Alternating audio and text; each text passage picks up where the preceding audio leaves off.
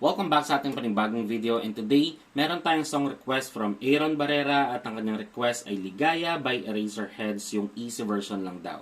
So hindi ko mapapangakong sobrang easy neto dahil gagamit pa rin tayo ng mga bar chords, pero gagawa natin ang paraan yan. So before tayo mag-start, ang bilang ng string natin ay 6, 5, 4, 3, 2, 1.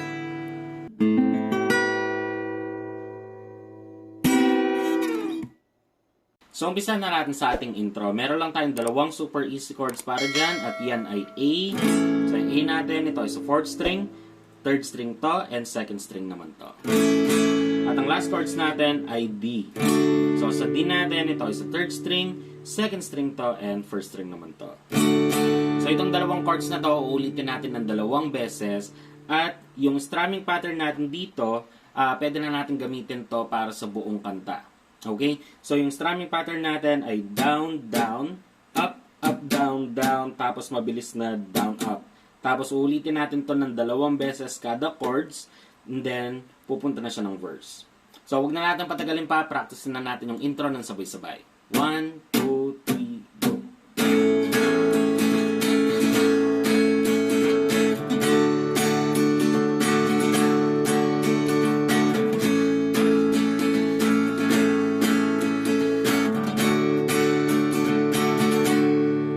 So, before tayo mapunta ng verse, may maririnig kayo na ganito.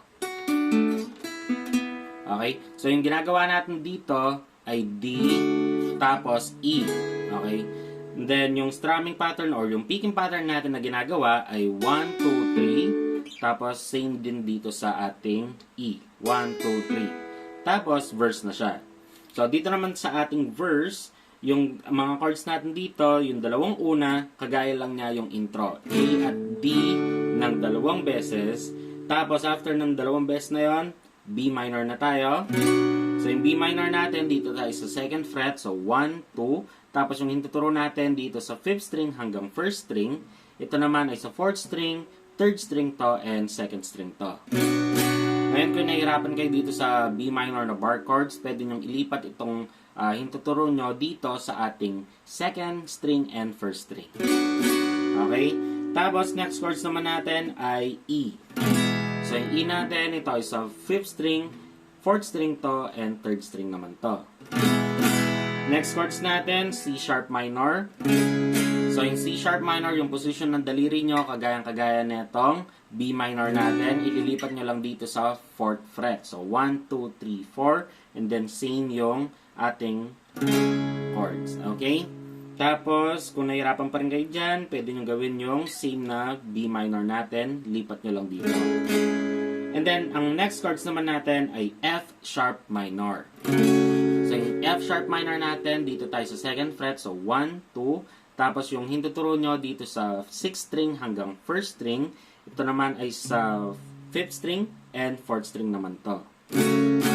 Ngayon, kung nahirapan kayo dito, ilipat nyo dito sa ating 3rd string hanggang 1st string. Kung napapansin nyo, para mas maging madali yung ating mga bar chords, nililipat lang natin yung hintuturo natin dito sa mga 1st string hanggang 3rd string para hindi nyo na-persahin masyado na pindutin yung kada string. Okay? Pero I suggest, sanayin nyo pa rin na gamitin yung or gawin yung mga bar chords talaga natin para mas madali nyo rin matugtog yung ibang mga kanta na puro bar chords. Okay? Tapos, ang next chords natin after ng F sharp minor ay E. Tapos, last chords ay D. And then, pupunta na siya ng verse 2. Pero before siya mag-verse 2, gagawin nyo pa rin yung parang before mag-verse 1. Yung. Okay. So, yung strumming pattern naman natin dito, medyo mag-iiba-iba siya. Para dito sa A at D, yan yung mga dalawang naka-yellow na yan. Gagawin natin yung parang sa intro, tig-dalawang beses na strumming pattern bago lumipat ng chords. Pero dito sa ating B minor, E, at C sharp minor, gagawin natin ng tig-isang beses lang yung strumming pattern para sa mga yan. And then, pag napunta naman tayo dito sa ating F sharp minor at E, gagawin natin tig-dalawang beses lang na down. Ganito siya. And then, babalik siya ng original strumming pattern dito sa ating B. So, kung Kung tutugtog natin ng mabagal, bali ganito siya. Ilang awit pa ba ang aawitin? O niliw ko.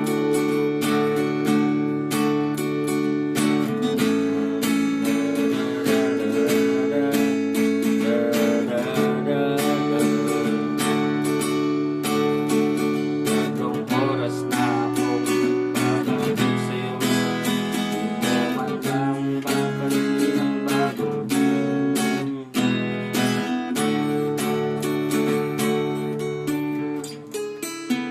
Okay, tapos second verse siya.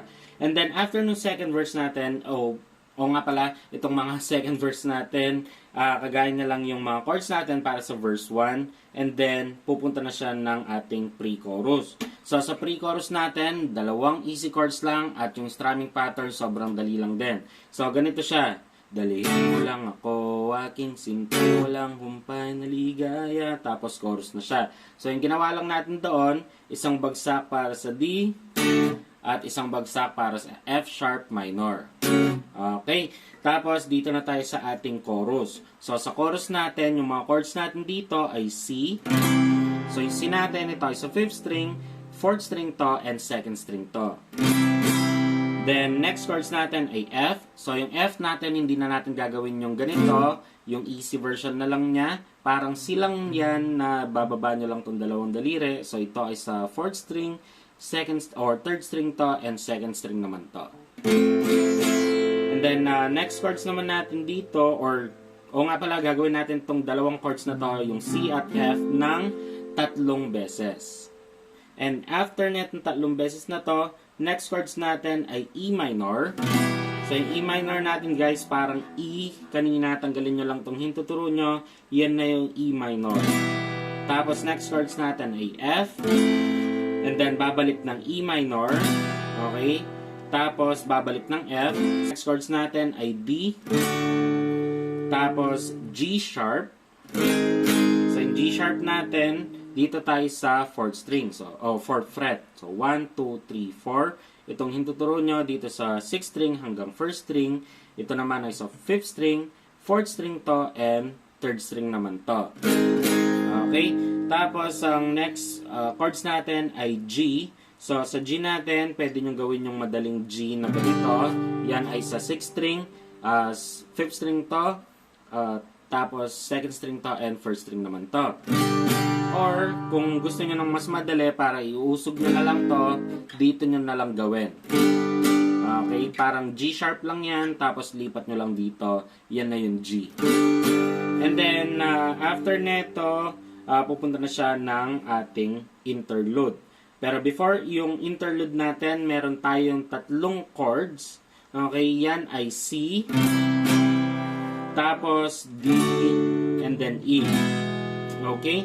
So, dito naman tayo sa ating strumming pattern. Gagawin lang natin ng tig-isang beses yung strumming pattern natin kada chords.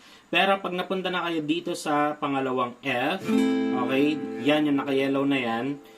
Pag ulit nyo na ng pangalawa yan, ang strumming pattern natin dito ay tig-2 beses na pababa na lang. Ganito siya. Tapos sa D, 2 beses din. And then pag napunta kayo sa G sharp chords, gagawin nyo is 3 beses na pababa. Pero bigyan nyo ng aksento, ganito siya. Okay? 1, 2, 3. Tapos, dito sa G natin, yung last chords para sa chorus, gawin nyo yung strumming pattern ulit natin. Tapos, pupunta na siya ng ating interlude.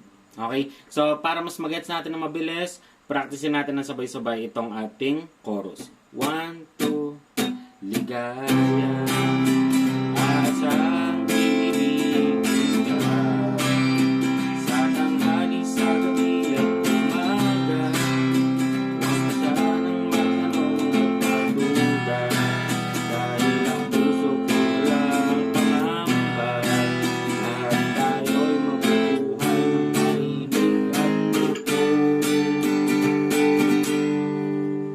Ligaya. Okay, dito pala sa ating before interlude, yung ating C, gagawin natin yung strumming pattern natin ng bungo. Tapos sa D, dalawang bagsak. At dalawang bagsak din dito sa ating E. And then interlude na siya. So para sa interlude natin, ito na yung part na